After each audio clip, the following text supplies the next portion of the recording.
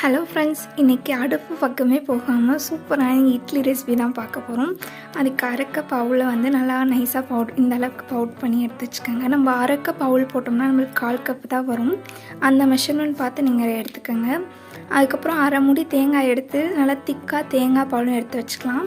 இப்போ நம்ம பவுட்ரு பண்ண அவளையும் தேங்காய் பாலையும் ஆட் பண்ணி நல்லா கிளறி விட்டுக்கோங்க. இப்படி நம்ம மிக்ஸ் பண்ணும்போது நம்மளுக்கு இட்லி மாவு பதத்துக்கு வந்துடும். இப்போ அந்த மாவை எடுத்து வச்சுட்டு இட்லி தட்டில் வந்து துணியை போட்டுக்கிட்டு நம்ம எடுத்து வச்சுருந்த மாவை கொஞ்சம் கொஞ்சமாக ஆட் பண்ணி இட்லி சேஃப்க்கு கொண்டு வந்துக்கலாம்.